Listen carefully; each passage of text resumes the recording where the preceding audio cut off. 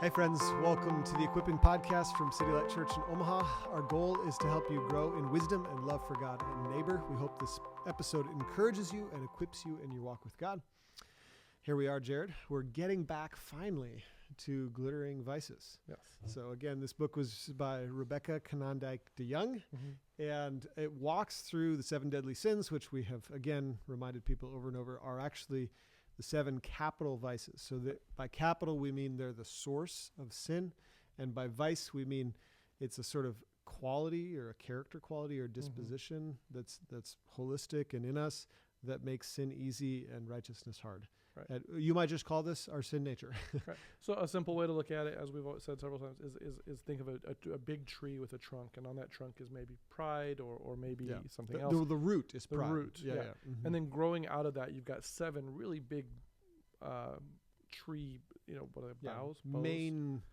Big main branches. And they're like, anger and things like that. So and then off of each of those could be all these things like murder and theft and all that stuff. Right. Could be little mini branches coming off of these core capital vices. And what we might say about these too is that these are often hidden in our hearts, and they're based on a conception of myself in terms of who I am or who I ought to be. Yeah, and the goal is not to like study and glorify like these things. The idea behind this is that if you can put words on them, to understand yourself, put names on it, then you can go, this is what's happening, and this is what people have done about it. Yeah. And this is what's happening in my heart. So vainglory we talked about, which is essentially the pursuit of glory through empty like ways, right? Envy is a sort of sadness over someone else's superiority, leading to sort of the culmination is a sort of wrath about it, right? Then we've talked about sloth, which is or acedia, which is resistance to the demands of love, and then we talked about avarice or greed. I think that was that last time. I think so. Yeah. Okay, so now we're number 5. We're in wrath today. The 5th of 7. Right. We're on wrath. Yeah. And you were saying, as we came, maybe this one was less impactful for you. Yeah. I don't know. Maybe someone who knows me would say. Maybe I should Tina's sitting at home like, no. I was just hoping he would get something out of this book. Right. But seriously, this is the one. This doesn't I generally don't like shake my fists in traffic. I know we've kind of started out with that way with a lot of these where we'd say, well, sloth is relatively simple, but actually it was more complex than that. Yeah. But honestly, anger seems pretty straightforward. Seems pretty straightforward. I understand. I'm not saying I understand how to prevent it, but I get it. I don't need to be sold that it's mostly bad.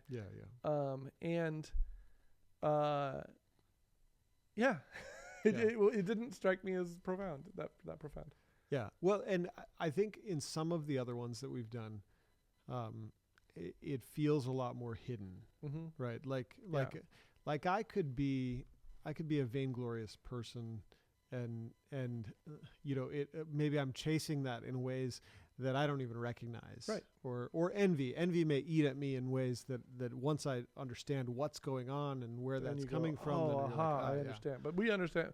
I'm not gonna say all the time. A lot of times we understand when we're angry, right? Yeah. And I know that's not always gonna be the truth for everybody. I know I have friends who I think would be shocked to find out that they are a very angry person. I'm like, you just are you're simmering with rage. Yeah. So maybe there could be what could be hidden here is that maybe you're not the sort of person that's constantly blowing up at people and exactly hitting people, but but you could be simmering and maybe even passive aggressive in ways that are well. And I think she does hit on really well early on in the chapter. She talks about like with maybe certainly some of these, we have a sympathetic version that we kind of go, this is right. Yeah. And I think she is very sympathetic to anger in the sense that it comes from a very God-given. She basically talks about it being the result of the reaction to injustice. Yeah, it's the resistance of the soul to injustice. Yeah, right. And that, in that context, there are even some people, I know some people I interact with who I think would be frustrated at somebody.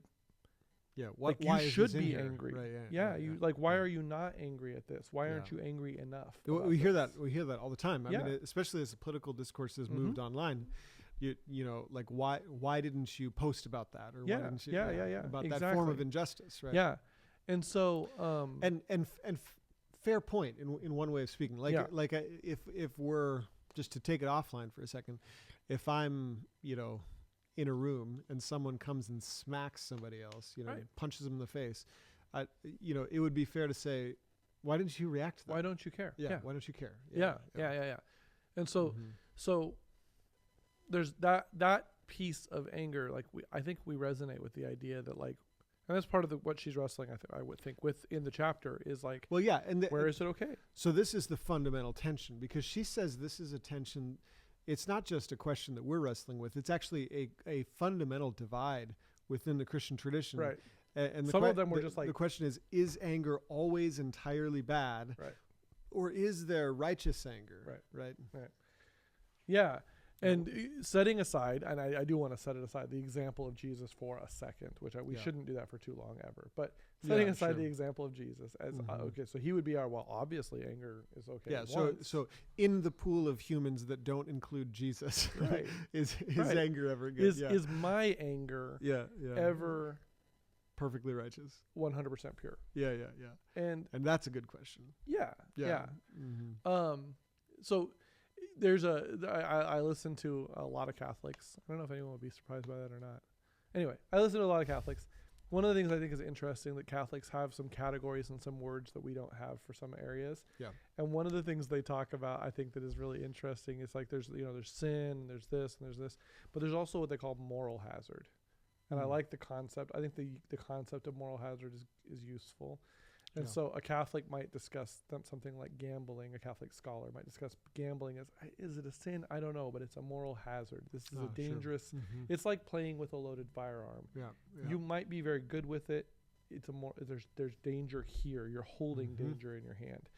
And I think we would have to say at least anger. And so by moral hazard, you mean it's something that's a hazard or tends to make you actually commit moral wrong. Yeah. You might not be able to point at someone who's angry and say, I know because you're angry that you're sinning. However, there's a good chance. It's like where there's smoke, there's fire. There's a good chance there is more than just righteous anger going here, right? Yeah. And I think that language of a moral hazard can be really helpful for us to sort of go there. I don't know, but I personally can't think of an example of anger that I've either felt or witnessed that I would be willing to say there was no sin, right? Yeah. So I'm going to maybe real quickly walk through what she says about this divided tradition. Yeah. Because we can get through this relatively quickly, but I think on the backside I want to talk about just culturally the pervasiveness of anger also. Yeah. So let's save time for that, but basically in one corner is Thomas Aquinas, right? So Thomas Aquinas says that anger is a natural human emotion, and that anger signals this sort of threat to justice, that it can go wrong. So if it's the wrong target or it's too hot, but actually anger sits, or maybe too cold actually, because anger sits between two poles. There's wrathful excess on this side and there's complacence on this side. Right. Not caring enough. So if I'm in the room and somebody punches Jared and I'm just like, that was weird. Yeah. Yeah. That's not the right thing. That's a failure of anger on the other side of that. Right. So he would almost put this like next to an appetite, like hunger or sex, where he would say, look, it's a passion. There's a righteous expression of this God-given thing, and then there are lots and lots and lots of unrighteous expressions. And with any of the passions for Aquinas, you need to hold it within the proper bounds of reason. So if someone punched you in the face and I got angry and I smacked them with a chair or something, that might be beyond the bounds of reason, right? But so in this case, then Christ would be the example of righteous anger. Especially we're thinking about he's walking his the tightrope zeal perfectly. for the house of prayer, and the flipping tables basically saying get this profiteering out of the temple. Right.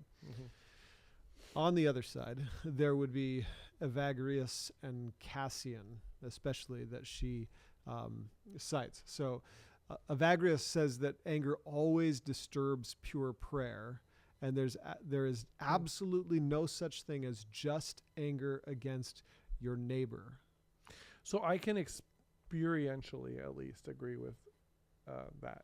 Yeah. In the sense that, like, if there's something that prevents me from praying, it's these racing thoughts of I was right.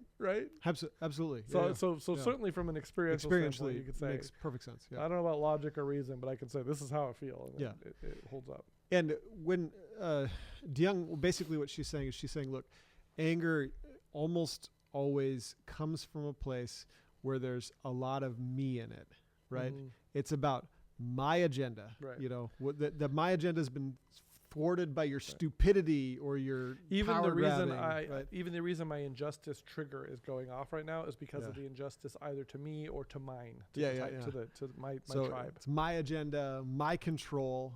Control is something I want to talk about a little bit later too, because I think that's an important one. I want to talk about the difference between the psychological difference between anxiety, depression, and anger. My dignity. So you've somehow dishonored me, my cherished reputation, my high expectations. So these are things that I hold on to that are part of my ego ideal, and when they're threatened, I get angry. Well, and I just want to add just a tiny bit to that, because I think that one of the ways we justify anger so easily, we're going to talk about politics or whatever, but one of the ways we justify anger so easily is by taking it one step removed. It's not about me, it's about them. I'm protecting this this group, right? Whatever the group is. Yep. I'm protecting this underprivileged, impoverished, defenseless, whatever. Which is where the possibility for self-deceit comes in. Because I think just to put this on the table and admit that one, it's right to protect, and two, to hold these things together. Sometimes I say that I'm protecting when I'm just and not winning. Part of that is that we have what you were just saying. Part of that is that we have extended our. It's what we talked about when we talk about Till We Have Faces. That she had made her sister an extension of her. She belonged to her. She was hers. And we do that with our children. We do that with our tribe. We do that with our.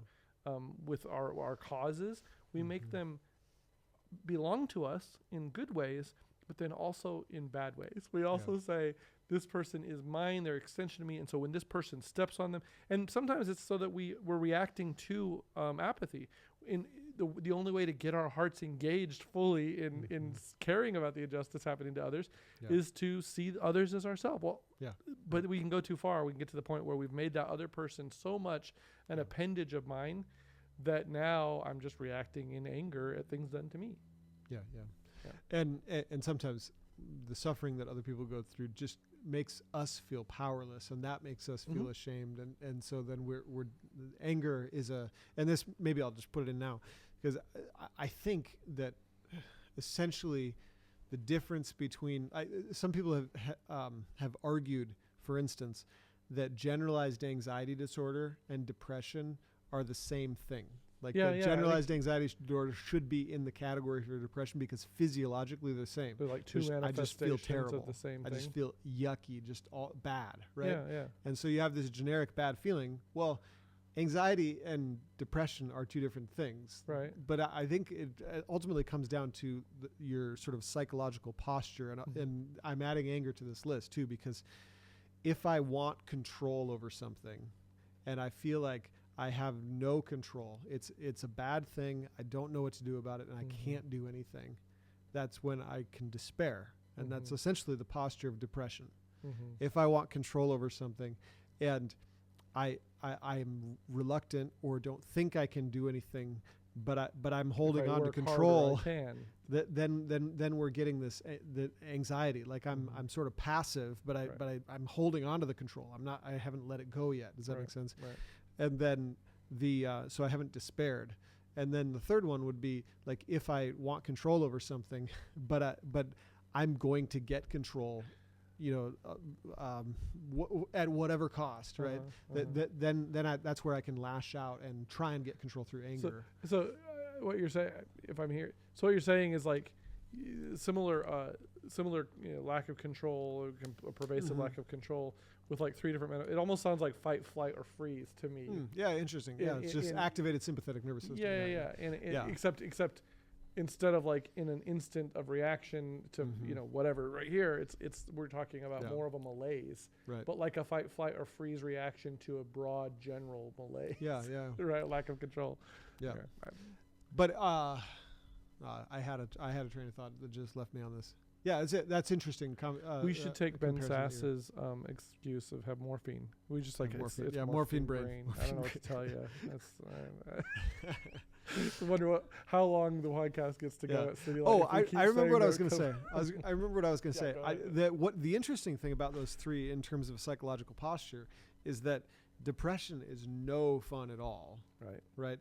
Anxiety is also no fun. Mm-hmm. But Rage. but anxiety, your despair is just black. Anxiety is a little less black in that sense, but it can be consuming. It can be mentally consuming. But rage, that feels good because I'm taking agency, right? And there's even something good about that, right? Like often She talks about that, using often it to if I'm motivate. sad Yeah. and I take some agency in my life, I feel better because I've done something active. Right? She talks about that, this feeling of anger or something like anger being a motivating force Right. that gives us the energy we need in order Yeah, yeah. to react or to protect or to Yeah. Whatever. It being But- the fire that we need. So I got into this stuff about my agenda, control, dignity, reputation, all that, because basically what she's saying that makes anger bad is one, the cause, the end. Like the end that I in mind for it, like is it about me fundamentally? So that's the first option. But the second thing that could make anger bad would be the means or manner, like how we go about it, right? Sure. So it's too easily, it's too much, or too long. So irritability would be too easily. I mean, rage, just total flipping out, or holding onto it for a long period of time, like a profound period of bitterness, right? Right. So anyway, we're basically we set up like Aquinas saying, yeah, it can be good. Cassian saying, no, it's basically always bad because it's always about me and it's always too much, too long, too easily. But what's fascinating for me about this is when she taught a class on this, she had this study, right? And in this study, the students will write down.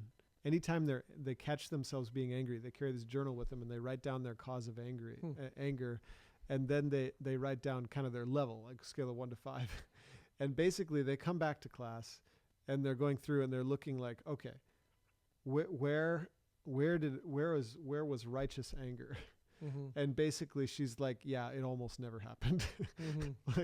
like there's just a couple examples that maybe could be construed. Even those feel a bit like excuses or whatever. But okay, sure. I'm not going to argue with you over everything, right? But so her conclusion essentially was okay, yeah, anger can be righteous. I'm not sure if I've found an example yet. Right. Yeah, theoretically yes, but still waiting to see one done real. Right. Jesus. Yeah. Other than that, right? And we only know his was righteous because we know it was, because we know he was. And the basic problem is how do you kill your ego ideal? Right. Like how do I I've fought with this just on a personal level. Is how do I basically relinquish my need for control without just falling into passivity, right? But like I want to not constantly have my attention coming back to self. Like, did I get what I deserve, or can I get something out of this, or and like there's a sort of gravity to the human condition that always brings me back to myself. And that's what makes anger so tricky, is the possibility of self-deception, that this is actually about me, that I want my tribe to win, or that I want to win, or that something there that's at the core of it that's not pure in terms of my motives. We or I have been offended, and that's wrong, and so I'm going to fight. So she talks about remedies. Yeah. Want to talk about those?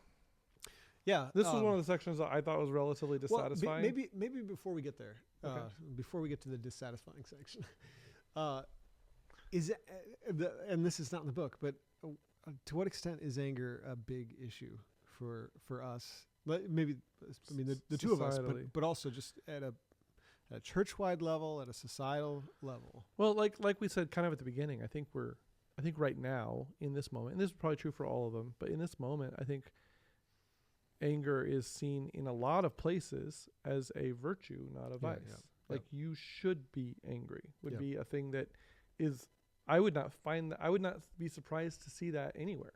Like there's no place in my world that I would walk around and go, if it said you should be angry on spray painted on the wall, I wouldn't be like, that person's really flirting with sin. What the heck? Right? I would not surprise me at all, right? Mm-hmm.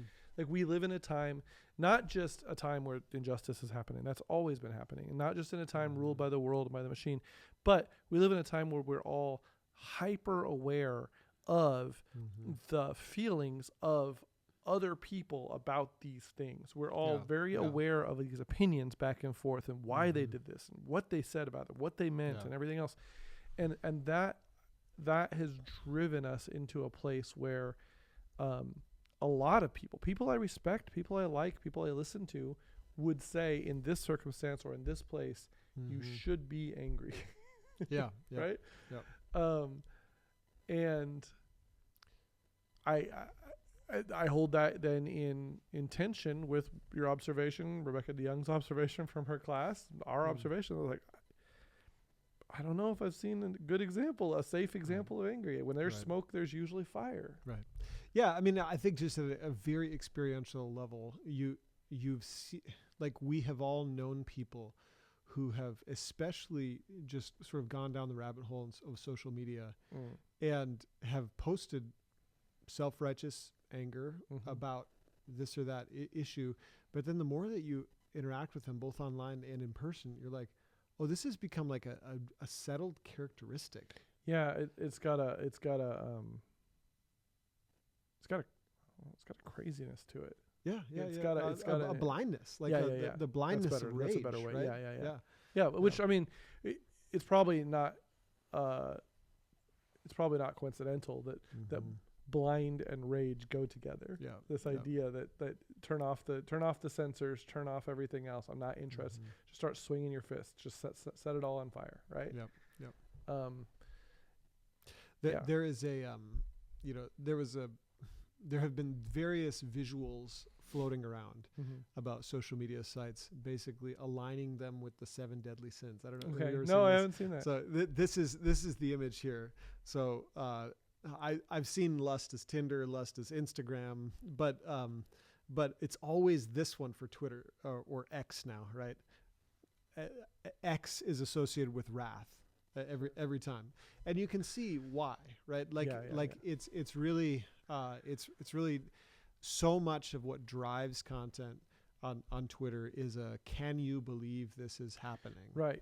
Well, and I'm not even, believe me when I say I don't care what social media you use, but like X has doubled down on that in the sense that they specifically incentivize, they pay for reaction clicks, for people saying things about what you said. Yep.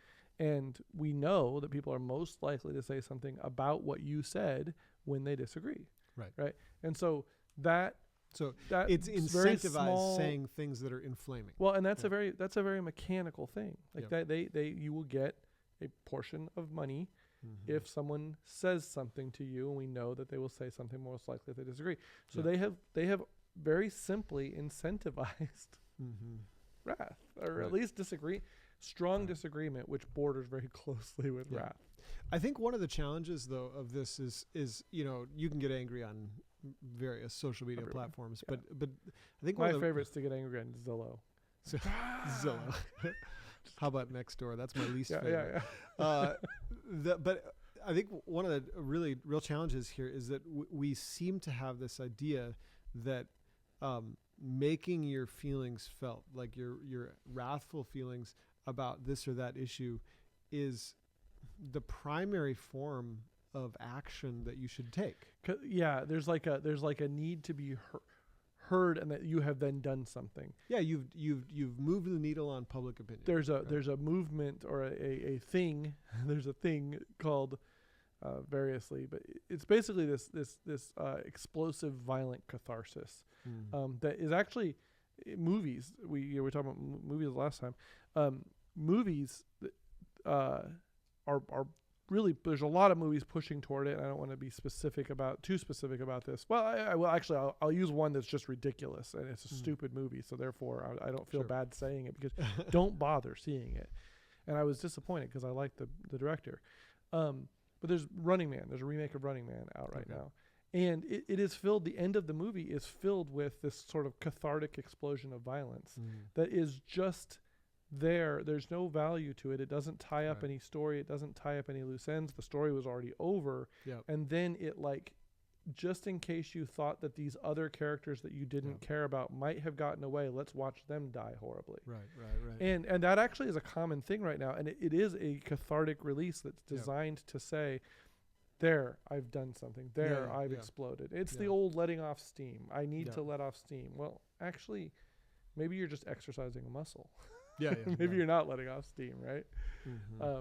Maybe you only think in terms of letting off steam because we're post-industrial revolution, and that's why we think in terms of steam as opposed to exercise and work. So that makes me want to turn to this idea of antidotes for anger, though, because I think that partly, I brought up control earlier simply because, yes, it's right for us to be upset by injustice, right? And to act, to solve injustice. I think part of what makes us so angry now is an increasing sense of powerlessness, where it's almost like the only thing I can do is make sure that everybody else is angry about it either. Well, or also part of that comes, I think, from you mentioned social media a minute ago. Part of that comes from this heightened awareness of everything. There's a place and a time where, like you said, if somebody punched me in this room, you actually have agency in that right there. Right. You kind of can and should act about that, right? But like when we hear and see everything, when we see all the injustices in China and all the injustices in, I don't know, wherever else, Brazil and any other place you want to pick, all around us, across the city, that feeds the helplessness, right? Because I can act on the things I can see and that I can act on, but it doesn't seem to stem the tide at all. Because we're seeing the tide. Well, the tide has always been out there. There's always been some amount of injustice that I wasn't affecting. It's the alcohol. It's the AA prayer. Give me the grace to the courage to act on the things I should act on. The wisdom and the wisdom to know the difference, right? The patience. There's patience to not act on the things I can't act on, and courage to act on the things I can. We're a people whose ability to be wise in that way is being actively overridden by our, I would say, painful awareness of everything out there. Right? It's being washed over us. And I think, though, that maybe this. If I have a critique of this chapter, I don't think that she's strong enough about what I'm about to say, which is she talks a lot about sort of introspection and how you manage anger and stress yourself. But there's a much broader theological question, which is, whose role is it to fix this injustice? Right. And I know that's a fraught question. There's a lot of layers to injustice and what we can do and what we can't and all this. But I'm thinking specifically of Romans 12, where this is written to a church, and as Christians we're parts of churches, right? And the church's first thing to do is to be the church. And I think that oftentimes, as far as a political organization, as a church has governance, a church deals with money and all that stuff. So in a sense, it's political, but it's political in a different kingdom. Like the owned by a different kingdom. The ruler is a different, and so a lot of what the New Testament talks about in terms of justice, it talks about in the Old Testament and how the people of Christ are supposed to, or the people of God are supposed to care for one another. It's the justice of care that they've fundamentally transgressed. So again, I'm not saying that injustice shouldn't be confronted in the world, but just listen to what it says about the church. It says, if possible, so far as it depends on you, live peaceably with all. And again, this is this small community within a much broader, more powerful Rome where they had virtually no voice. But it says, beloved, never avenge yourself, but leave it to the wrath of God, for it is written, vengeance is mine, I will repay. And there is something in our Christian faith which says at the end of the day, God is ultimately responsible for upholding the justice of the universe. And so that it takes the burden off me in a really ultimate way. And that's not exclusively, by the way, that's not exclusively a we always already not yet. That's not exclusively a not yet reality. Yeah. It goes on in verse 13, in chapter 13, to talk about how God is instrumented and is controlling the world. There is justice. God is working through governments. Yeah, God is working through governments, even very corrupt governments, to institute justice. And Christians can work in politics and all that. And so there's a justice that can be realized today, while we recognize that we are not to take revenge and that we are ultimately to depend on the judge who will not be fooled. Yeah. But what's interesting is I just read that vengeance is mine, I will repay. That's verse 19. Verse 20. Again, we're talking to the church as the church. To the contrary, if your enemy is hungry, feed him. Right. If he's thirsty, give him something to drink. It's that city on a hill. We're supposed to be a refuge where people who are in the dark outside, scared and hurting, can come in and go, this is a place where I might be able to get help. Now, I want to know more about why. Yeah. Right. Do not be overcome by evil, but overcome evil with good. Right. So it's and actually the really interesting line I skipped over. For by so doing, you will heap burning coals on his head, which is fascinating, because most people are like, what does that mean? Heap burning coals?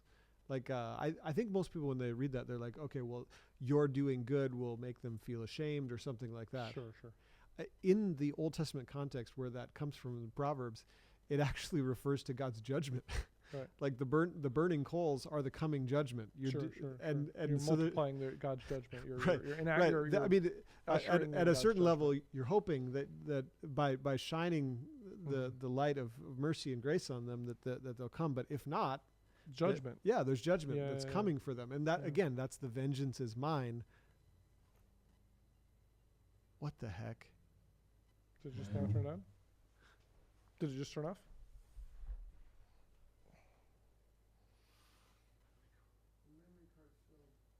Hello. We talked too long. Hello. Oh,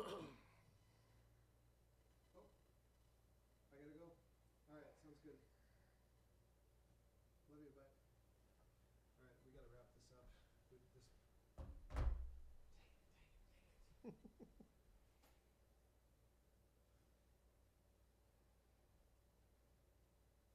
finish it for the audio podcast.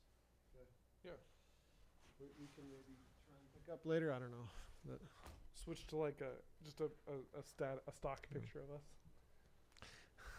What was the last thing we said? Talking about her heaping burning coals. Yeah. We were saying that it is not just, it's not an impotent, like, well, they're going to feel bad because, this if you smile at them, they'll be like more incensed by, why is this person so nice to me? It's actually God loves us. We are his children. And all of us, humans are image bearers, and he will judge those who damage that. Yeah. So maybe just kind of put a wrap on this. Sure. My point is, there's a much broader theological point here that says to Christians, we don't have to solve all of the injustices in the world. We can't. And we can't. And what we should do is we should move with mercy and compassion towards those who suffer injustice and offer care and help. Which isn't to say there's no place for addressing injustices. It's just it does put a limitation on our anger, because it limits our understanding of how much control that we have. Yeah. Just a couple other things though that she mentions here is just the sort of journaling and the honest self-examination. Yeah. I mean, a lot of people may not know how angry they are, and that's something that's would be perhaps really helpful in understanding what is triggering your anger and how do I sort of calm down from it. Yeah. But then a couple other things she mentions are just slowing down with prayer, minimizing stress, taking care of your body, getting enough sleep, eating well enough that you are capable of reacting without being at your edge all the time. But at the end, if the end of anger is mostly about what I'm not getting that I think I deserve, it's about me. Yeah. Humility is the answer. Yeah. Let me share a brief. I was saying this before, but I have a friend who at work. We interact online a lot, like in messaging services and stuff like that, and even though we're all in the same building, when he can get very angry, and it's funny because when he gets very angry at someone, he'll just stop, he'll put everything down, close his computer, and he'll leave, and we're like, where's he going? He's going up to them, and it's not because he's going up there to scare them, although he could. He's going up, and it's funny, he'll go up and he'll put his arm on their shoulder. He's like, hi, is this, he'll ask who they are, and he'll start talking to them. What do you like to do for fun? What do you like to do? He gets to know their family. Oh, you've got all these your kids? Yeah, cool. He's getting to know them because he knows that it's harder to be angry at a person that you see as a human with family, with their own desire. This is not a person who's thwarting me. This is not, even if they are, they're doing it out of ignorance or their own trouble. Yeah. It is funny to say that if this friend of mine ever comes to visit you at work and just starts asking you randomly about your family, it's a good chance he was enraged at you a moment ago. So much so that he needed to stop everything and learn again that I am a human being. Yeah. But it is a good tactic, and it goes toward what you're saying about humility, because part of humility is seeing that is a minimizing of myself. And in this case, what he's doing is raising them up and saying, I need to see them for who they are, which is the curiosity. Yeah, I need to see them as the image bearer of God that they are. Yeah. Well, we hope that you all practice that this week as you're fighting wrath. That's amazing. So if Jared or I come up to you anytime in the next week and start asking questions about you and your family, you'll know that we're just enraged. Yeah. All right. On that note, until next time.